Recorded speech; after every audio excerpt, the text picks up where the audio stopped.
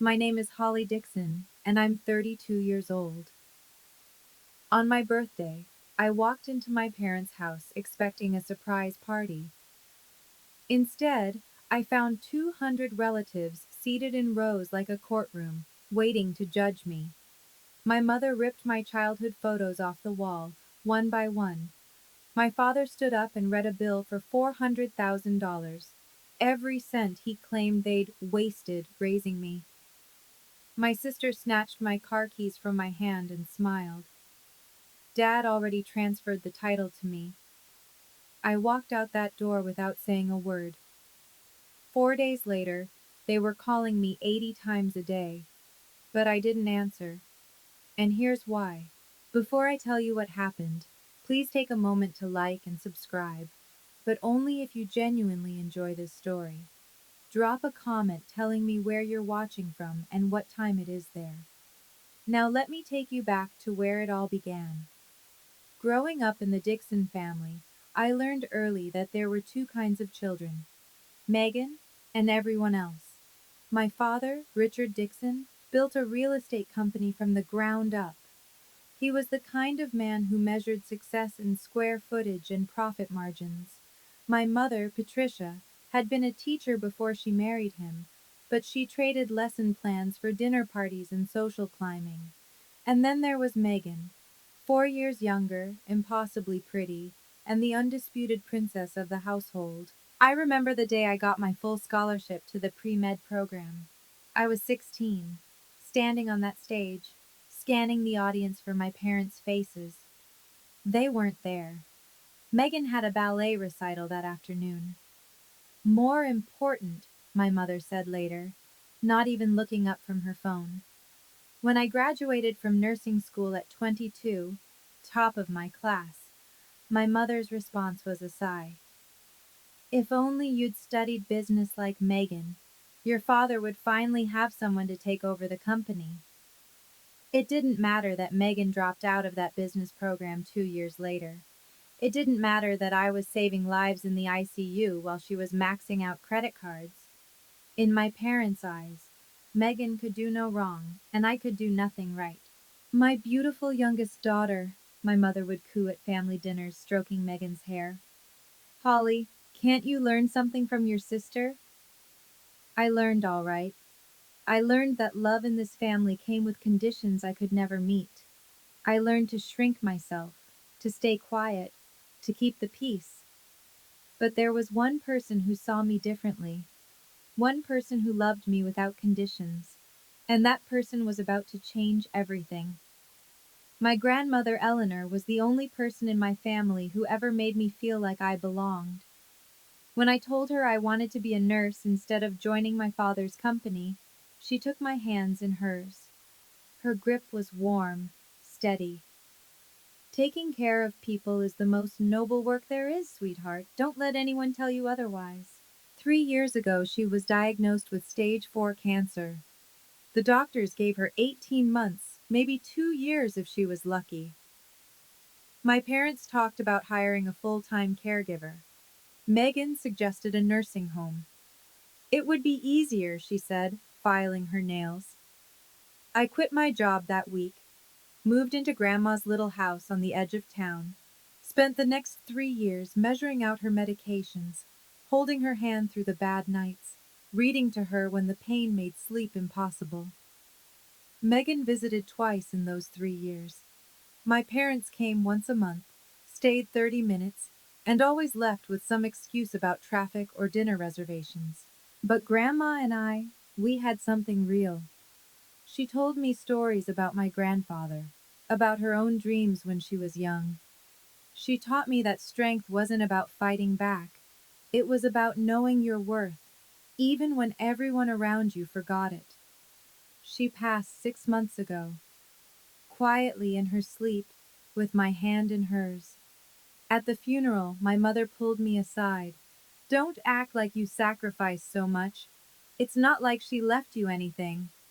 I didn't respond. I didn't know yet how wrong she was. But Grandma Eleanor had prepared something my family was already circling like vultures. The first warning sign came exactly 1 week before my birthday. My phone buzzed while I was finishing a double shift at the hospital. Megan's name on the screen. She never called me. Ever. Holly. Her voice was strange, too sweet. Have you gotten any mail from a lawyer lately? Something about Grandma's estate? I frowned at the break room wall. No. Why? Just curious. A pause. Listen, I've been talking to Mom and Dad. We want to throw you a surprise birthday party. At the house. The whole family. I almost dropped my coffee. In 32 years, my family had never thrown me a birthday party. Not once. A party? For me? We want to make things right, Holly. After everything with Grandma, we've been distant. It's time to fix that. Something flickered in my chest. Hope, maybe. The desperate, foolish kind. My coworker Danny found me still staring at my phone 10 minutes later. He's been my best friend since nursing school, the brother I never had.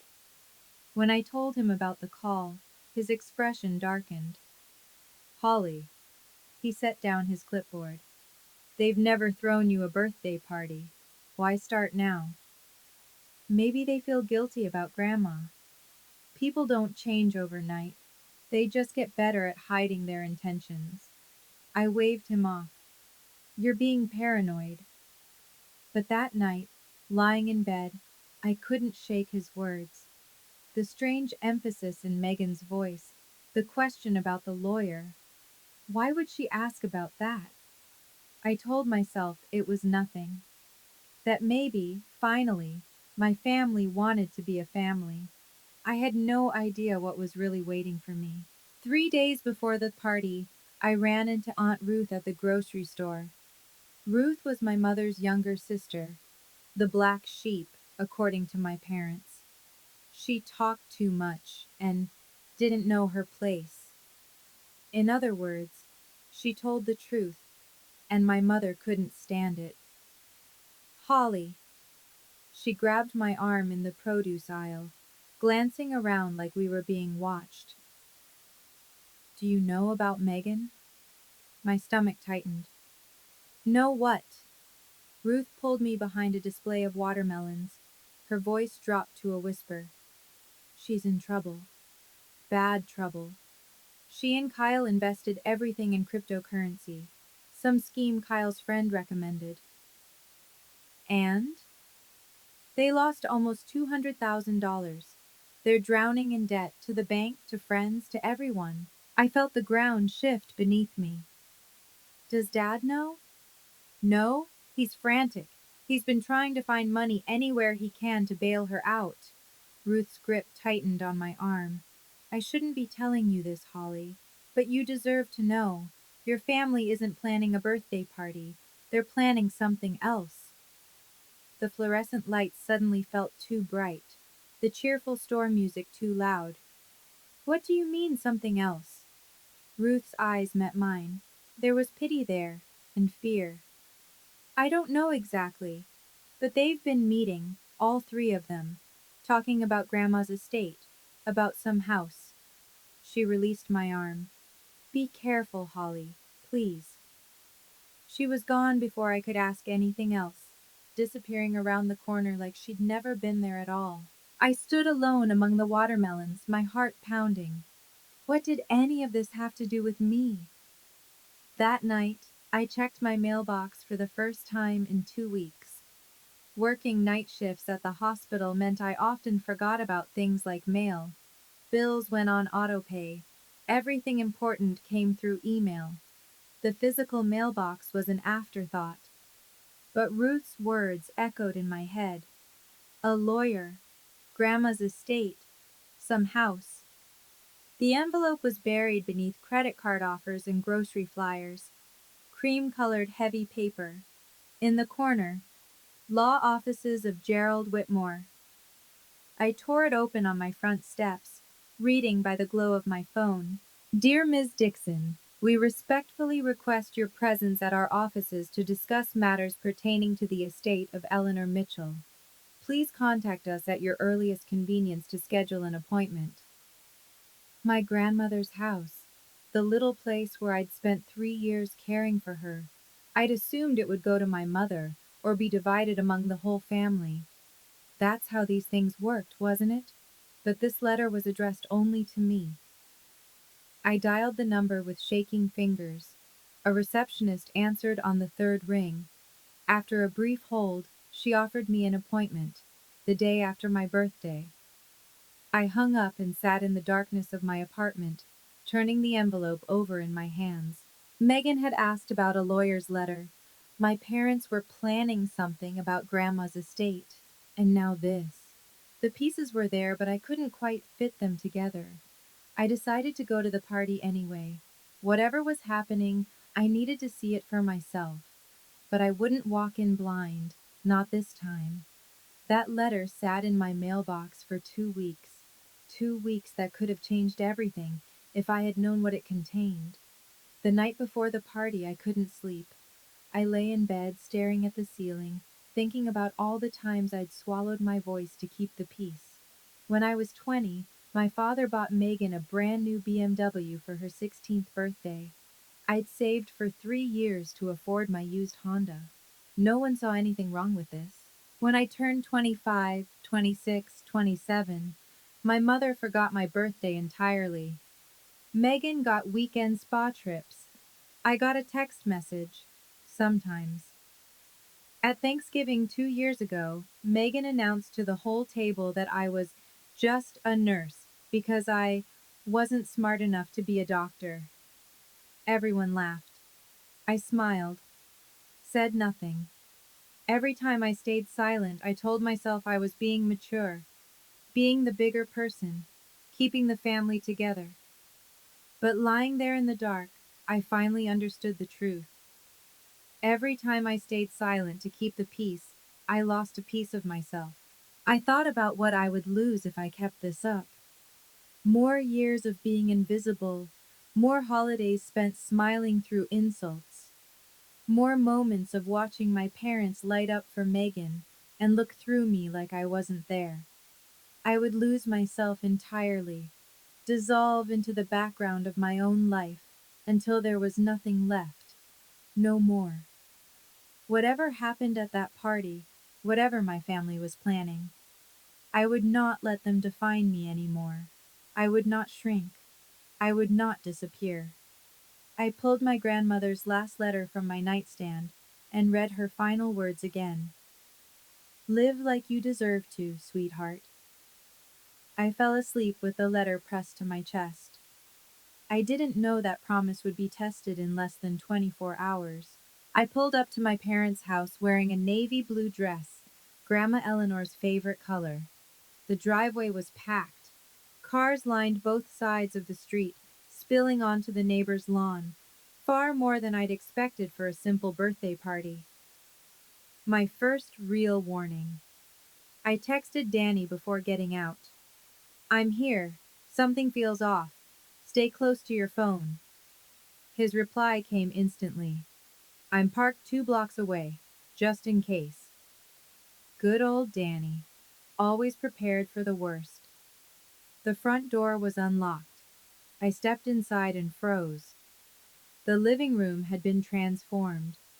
Rows of folding chairs stretched across the space, easily 200 of them, all facing a long table at the far end.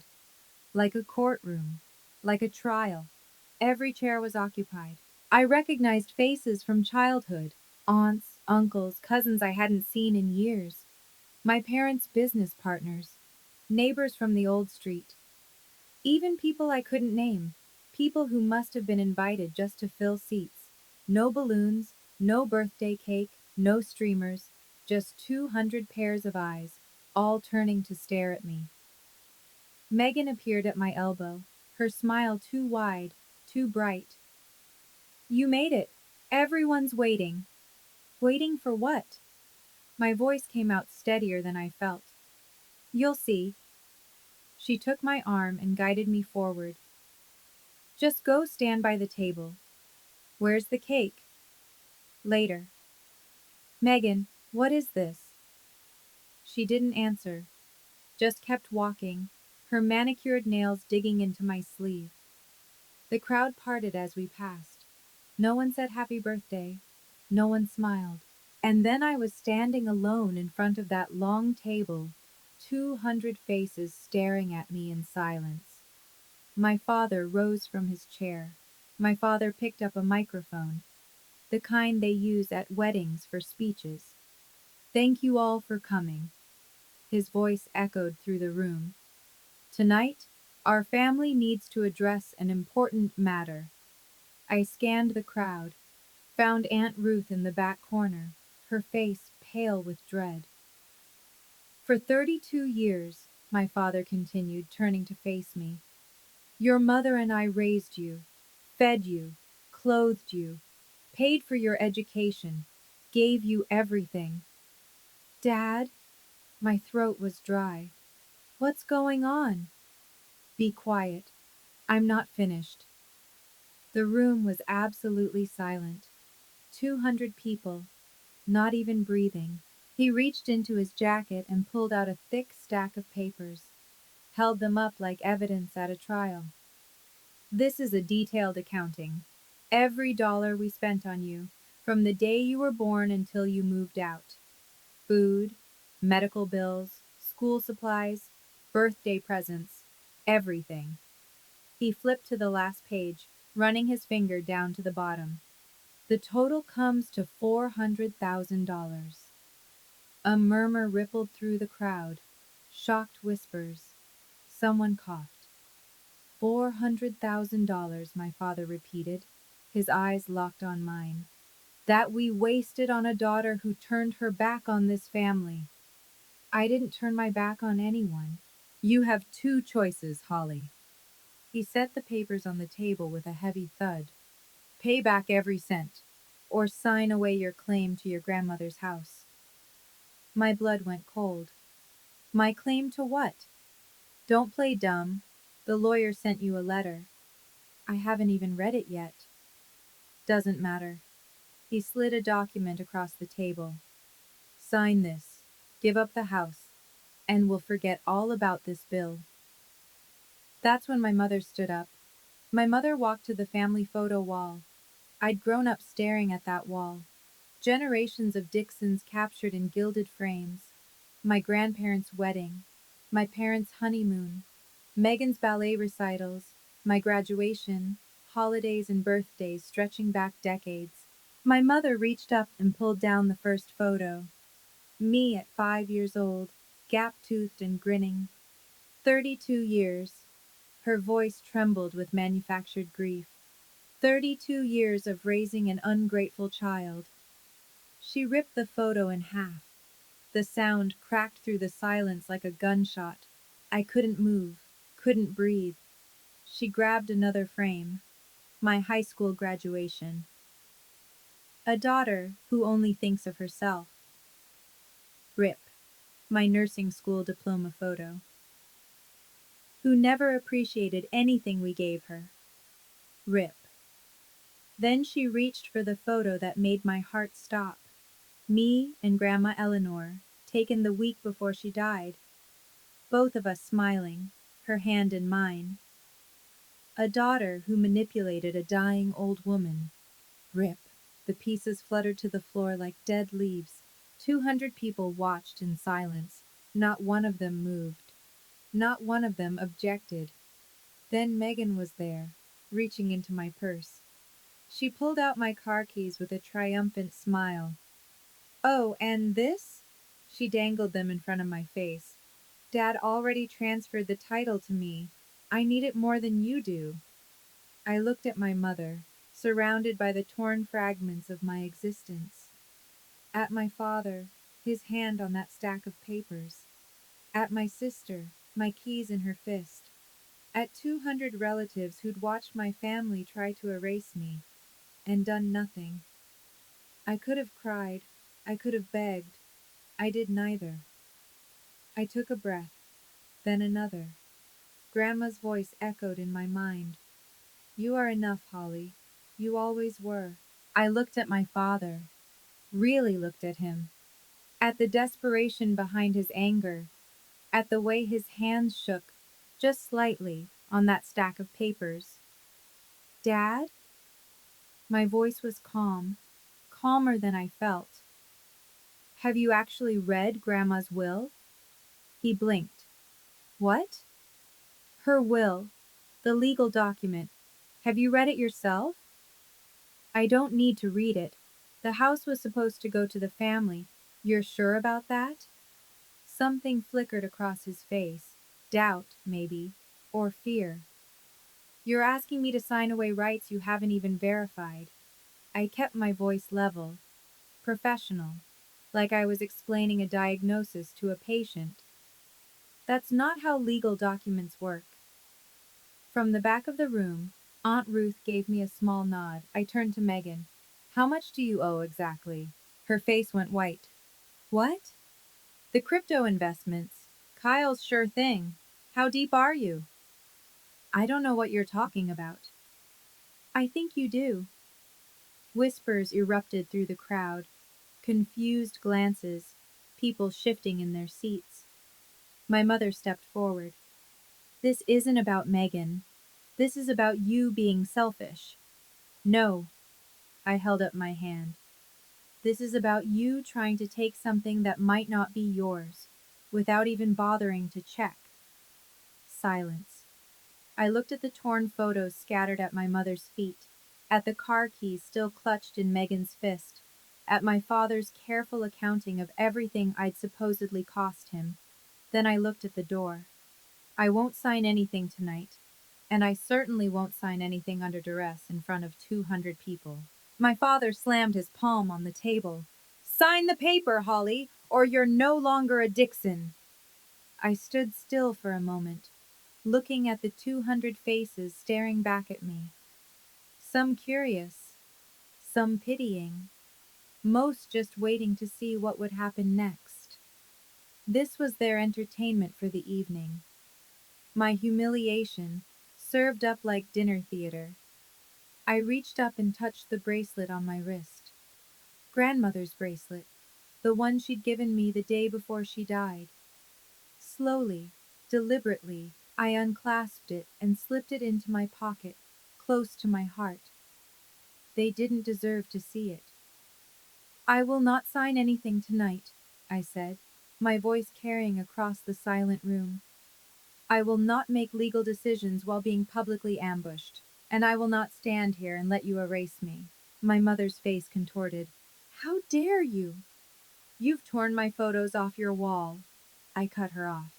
Dad's demanded payment for raising me. Megan's taken my car. I have nothing left to lose here. I turned and walked toward the door. No one stopped me. No one reached out. No one said wait, or happy birthday, or I'm sorry. 200 people, and not a single one spoke. Danny's car was waiting at the end of the block, just like he'd promised. I climbed into the passenger seat without looking back. You okay? His voice was gentle. No. I stared straight ahead. But I will be. He pulled away from the curb, and my parents' house shrank in the rearview mirror until it disappeared entirely. I didn't know it then, but walking out that door was the best decision I ever made. It just took 4 days for my family to realize what they'd done. Before I tell you what happened in those 4 days, I want to ask you something. Have you ever walked away from a situation that everyone expected you to endure? A moment where you finally said enough? Drop a comment below. I'd love to hear your story. And if you're enjoying this so far, hit that subscribe button. Now, let me tell you what happened next. Danny dropped me at my apartment and stayed on the couch that night. Neither of us slept much. By morning, my phone had exploded. 47 missed calls from my father, 33 from my mother, 21 text messages from Megan, each one more frantic than the last. Call me back. It's urgent." The relatives were even worse. "How could you treat your parents like that? Your grandmother would be ashamed." "Selfish. Always knew you were selfish." I turned off my phone and set it face down on the kitchen counter. Danny made coffee. Strong, black, the way I liked it during long shifts. He didn't ask questions. He just sat with me in the quiet. "They only know one side of the story," he finally said. "They don't want to know the other side." That afternoon, I pulled out Grandma Eleanor's memory box, the one she'd given me in her last weeks, filled with letters and photographs and small treasures from her life. At the bottom, I found an envelope I'd never opened, my name written in her shaky handwriting. Inside was a single page, her final letter to me. "My dearest Holly," it began. "By now you've probably discovered that things aren't going the way your parents expected. Don't worry, sweetheart. I've taken care of everything. They will try to take what I've left you. Don't let them. Mr. Whitmore knows everything. Trust him." I read those words 3 times. She'd known. Even before she died, she'd known exactly what my family would do, and she'd prepared for it. I looked at Danny, the letter trembling in my hands. "I think I need to see that lawyer." The next morning, I walked into Gerald Whitmore's office. He was older than I expected, silver-haired, kind-eyed, with the patient demeanor of someone who'd seen every family drama imaginable. His office smelled like old books and furniture polish. "Ms. Dixon." He stood to shake my hand. "I've been waiting for you. You know what happened? Your grandmother predicted it, almost word for word." He gestured to a leather chair. "Please, sit." He pulled a document from his desk. Heavy paper, official seals, notarized signatures, the will. "Your grandmother left her house to you, Holly. Not to the family. Not to be divided. To you and you alone." The words didn't make sense at first. "Just me? Why?" "Because you were the only one who was there." His voice softened. 3 years, Miss Dixon. You gave up your career, your apartment, your life to care for her. No one else even visited." I stared at the document, at my grandmother's signature at the bottom, the handwriting I knew so well. "The house is valued at approximately $650,000, Whitmore continued. "It's yours, free and clear. No one can take it from you." "But my father said—" "Your father assumed." Whitmore leaned back. "He never actually read the will. He just assumed your grandmother would divide everything equally, the way most people do. She didn't. No, she knew exactly who deserved it." He paused. "There's one more thing. A condition your grandmother included." My heart pounded. "What kind of condition?" "If any family member attempts to coerce or threaten you into surrendering your inheritance, they forfeit any claim to her remaining assets." He smiled just slightly. "Your grandmother was a very smart woman." But he wasn't finished. The office door opened behind me. I turned to find Aunt Ruth standing in the doorway, her expression soft and sad, and somehow relieved all at once. "Hello, sweetheart." "Aunt Ruth?" I half rose from my chair. "What are you doing here?" She crossed the room and sat in the chair beside mine. "Your grandmother asked me to be here. When the time came." Whitmore nodded. "Mrs. Mitchell served as a witness when Eleanor drafted this will. She was present for every decision." I looked between them, my mind racing. "You knew? This whole time?" "I knew." Ruth reached over and took my hand. "Your grandmother called me 3 years ago, right after you moved in with her. She said, 'Patricia will never accept this. Holly will need someone in her corner.'" My eyes burned. "Why didn't you tell me?" "Eleanor made me promise not to. She wanted you to know her love was unconditional, not that you were expecting an inheritance." Ruth squeezed my fingers. She said you were the only one who loved her for herself, not for what she could give you. The rest of the family, Whitmore added, was informed of the will's existence, but not its contents. They assumed they knew. They were wrong. I thought of my mother tearing photos off the wall, my father's $400,000 bill, Megan's triumphant smile as she snatched my keys, all of it based on an assumption, a lie they'd told themselves. Your grandmother's last wish, Ruth said, her voice breaking, was for you to know that you are enough, Holly. You always were. You never needed anyone's permission to matter. I cried then, for the first time since that terrible birthday. But these weren't tears of grief. They were tears of relief. By the second day after my birthday, the calls had become desperate. I turned my phone back on just long enough to count. 62 missed calls from my father, 48 from my mother, and one very long voicemail from Megan, her voice cracking with what might have been panic or might have been rage. Holly, the lawyer called us back. There's been some kind of mistake. You need to call me. Right now. I played it for Danny while we sat in my kitchen, drinking coffee that had gone cold. Mistake, he snorted. That's what they're calling it? The texts were even more revealing. From my father. We need to talk. There's been a misunderstanding. From my mother.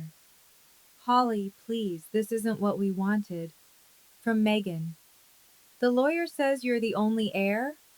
That can't be right. Call me. I showed Danny the screen. Funny how misunderstanding is their favorite word when things don't go their way. His expression darkened. They were perfectly clear 2 nights ago. No misunderstanding then. My phone buzzed again. Another text from my father. We're family, Holly. Don't let some legal document come between us. I read it twice. Then I laughed. A hollow, broken sound. Legal documents didn't come between us, Dad, I said to the empty screen. You did. When you read that bill in front of 200 people. Danny reached over and gently took the phone from my hands. You don't have to respond. I know, but part of me wanted to. Part of me wanted to scream every truth I'd swallowed for 32 years. Instead, I turned the phone off again. Some battles aren't won with words. They're won with silence. But silence wasn't going to be enough for my family. On the third day, they came to my door. I was alone this time. Danny had gone back to his apartment, just 2 floors up. I heard the knock, 3 sharp raps, and checked the peephole. My father, my mother, Megan, all 3 of them, standing in my hallway like a delegation. I opened the door but didn't step aside, didn't invite them in. Holly, my father's voice had changed, softer now, almost pleading. We need to talk. So talk. My mother wrung her hands. Sweetheart, the other night, I got carried away. I was upset. You tore my photos off the wall, Mom, in front of 200 people. I didn't mean. You called me ungrateful while you ripped up my graduation picture. Was that an accident too? Silence. Megan pushed forward. Holly, listen. I'm in trouble. Real trouble. If I can't come up with the money, then you'll face the consequences of your own choices. Her face reddened. You don't understand. Kyle and I made bad investments. I know. I leaned against the doorframe. That's not my problem to solve. My father straightened, trying to regain control. That house should belong to the whole family. Your grandmother would have wanted. Grandmother wanted me to have it. My voice was steady. That's why she put my name on the will, not yours. You're being selfish. My mother's grief had curdled into anger. After everything we did for you, you publicly disowned me on my birthday. I met her eyes. You demanded $400,000 for the crime of being born. You watched your other daughter steal my car. I paused. And now you want me to pretend we're family? We are family. That's not how this works. My father's phone rang. He glanced at the screen, and I saw something flicker across his face. Annoyance, maybe, or dread. I have to take this, he answered without stepping away. Barbara, now isn't a good. I could hear her voice through the speaker. Loud, angry. Richard, I just got off the phone with Gerald Whitmore. My father's jaw tightened. Barbara. He says Holly is the sole beneficiary, that Eleanor left her everything. Is that true? It's complicated. And he mentioned something else. Something about a coercion clause. If anyone tries to force Holly to give up her inheritance, they lose their own claims. My mother's face went gray. Richard, Barbara's voice carried through the hallway. Tell me you didn't publicly disown your daughter over a house that was never yours to begin with. That's not what happened. I was there. I watched Patricia tear those photos. I watched you read that ridiculous bill. Her voice cracked with disgust. 200 people saw what you did, Richard. And now everyone knows the truth. Barbara, please. The whole family is talking. You tried to humiliate your own daughter into giving up her legal inheritance. And you didn't even bother to check if you had a claim. My father's hand shook. The phone trembled against his ear. No one, Barbara continued, her voice like ice, is on your side. Not after this. She hung up. The four of us stood in my doorway, frozen. My mother had gone pale. Megan looked like she might cry. My father stared at his phone as if it had betrayed him. I almost felt sorry for them. Almost. I think, I said quietly, you should leave now. I want to pause here and ask you something. If you were in my shoes, standing in that doorway, watching your family realize what they'd done, would you have forgiven them? Or would you have walked away for good? Let me know in the comments. And if you want to see how this ends, keep watching. But first, make sure you're subscribed so you don't miss any of my stories. Now, let me tell you what I decided. My father pocketed his phone. When he looked up, his expression had changed. The anger was gone. In its place was something I'd never seen before. Desperation. Holly. His voice was different now, smaller. I'm sorry. I was wrong. Can we please talk about this like adults? I studied his face. Are you sorry because you were wrong, or because everyone found out? He didn't answer. That's what I thought. My mother pushed past him, tears streaming down her face. Holly, please. Megan needs help. She's your sister. If she loses everything, then she loses everything. I kept my voice calm, steady, like explaining to a patient why we couldn't give them the medication they wanted. She's a grown woman, Mom. She made her own choices. You heartless. Megan stepped forward, fists clenched. I'm your sister. And you took my car keys out of my hand while our mother destroyed my childhood photos. I didn't flinch. You don't get to play the family card after that. My father tried again. The house belongs with the family. That's what your grandmother would have wanted. Grandmother wanted me to have it. She put it in writing. She hired a lawyer. She made a witness sign. I straightened my shoulders. That's not an opinion, Dad. That's a legal fact. So you're just going to keep it? All of it? I'm going to honor grandmother's wishes, exactly as she specified. He stared at me for a long moment. Then something in him seemed to break. Fine. His voice was cold again, defeated. Don't come crying to us when you realize what you've thrown away. I won't. I stepped back and put my hand on the door. I'm not abandoning family, Dad. I'm just done being treated like I don't exist. I closed the door in their faces. The fourth day, I returned to Mr. Whitmore's office. Sunlight streamed through his windows, catching dust motes in the air. Everything felt calmer now, clearer. I've made my decision, I said, settling into the leather chair.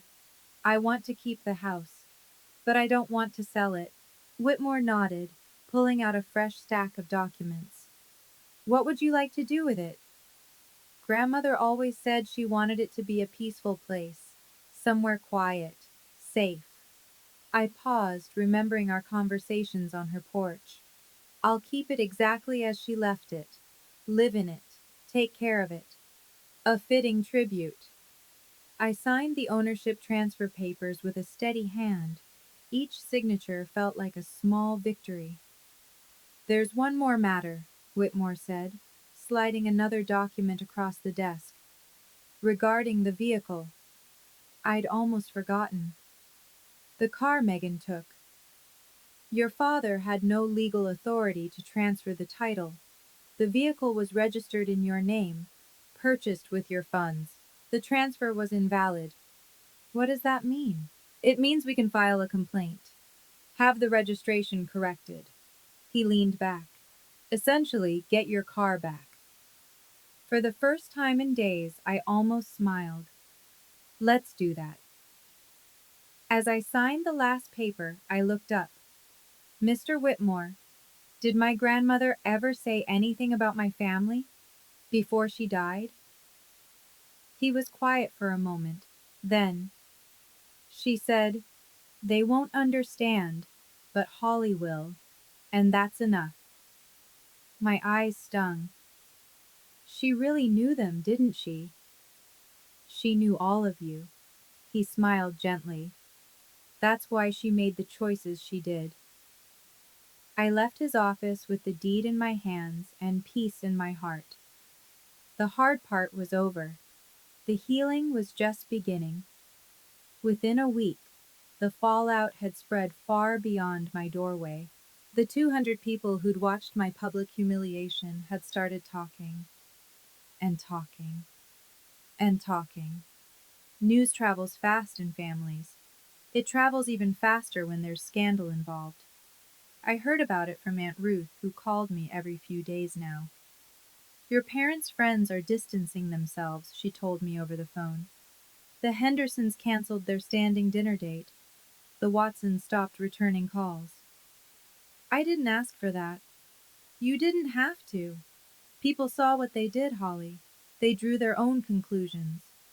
Worse came from the business world. My father's real estate company depended on reputation, on trust, on the image of a solid family man making solid deals. One of his biggest clients, a developer named Martinez who'd worked with him for 15 years, pulled out of a $50,000 contract. I heard what happened at your daughter's birthday party, Martinez reportedly said. I don't do business with people who treat family that way. My mother's social circles crumbled just as quickly.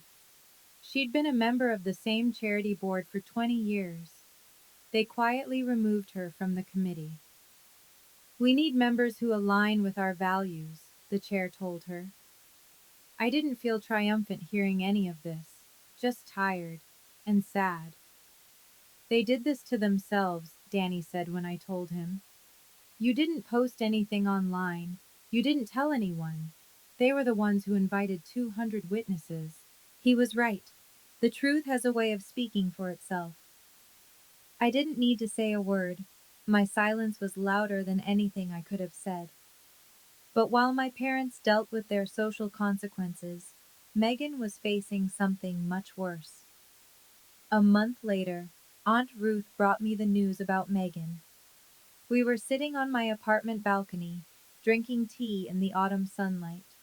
Ruth had become a regular presence in my life now, the family connection I'd always wished I'd had. Megan had to sell her house, Ruth said quietly. I set down my cup. Sell it? She and Kyle couldn't make the payments anymore. The crypto debt caught up with them. Ruth sighed. They've moved back in with your parents. I tried to feel satisfaction, vindication. Instead, I just felt hollow. Your mother blames everyone but herself, of course. Ruth stirred her tea absently. The economy, the market, you, mostly. Me? If only Holly had shared the inheritance, none of this would have happened. Ruth mimicked my mother's voice with bitter accuracy. That's the story she's telling anyone who'll listen. The inheritance wouldn't have covered Megan's debts anyway. I know that. You know that. Patricia will never admit it. I watched a bird land on the balcony railing. Grandmother had loved birds.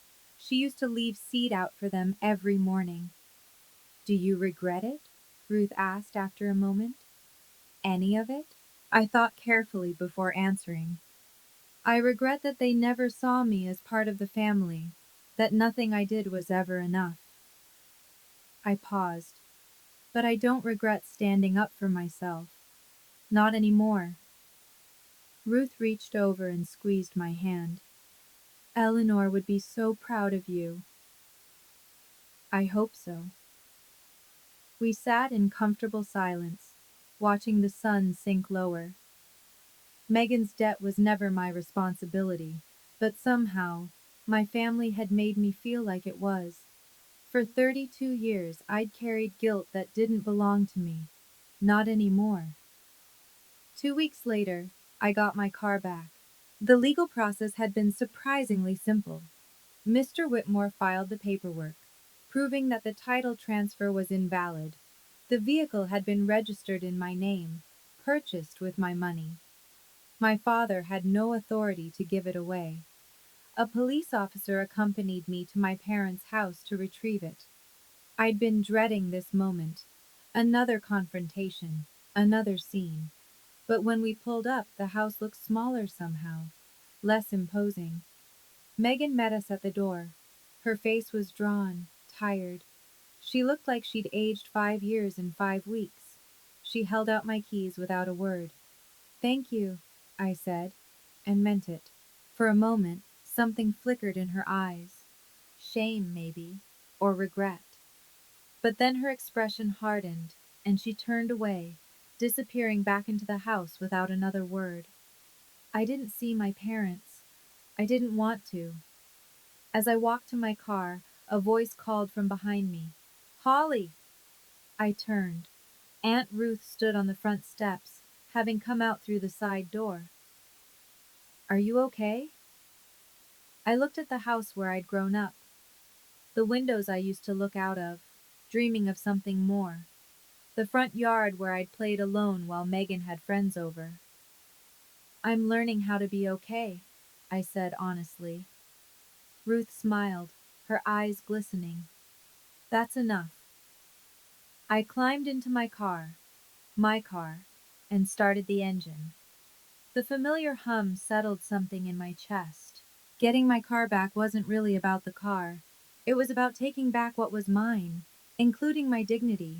I pulled out of that driveway for the last time, watching it shrink in my rearview mirror. I didn't look back. 1 month later, I moved into grandmother's house. The little place on the edge of town felt different now, quieter, more mine. I spent the first week cleaning, organizing, letting her presence settle around me like a warm blanket. I kept her favorite chair by the window, her tea set in the kitchen, the bird feeder she'd filled every morning for 40 years. Some things I changed. Fresh paint in the bedroom, new curtains in the living room, small touches that made the space feel like both of us, together. Once I was settled, I sent one final message to my parents. It took me 3 hours to write. I don't hate any of you, but I can't continue being treated like I don't exist. You disowned me publicly. You demanded payment for raising me. You stood by while my photos were torn off the wall. These aren't things I can simply forget.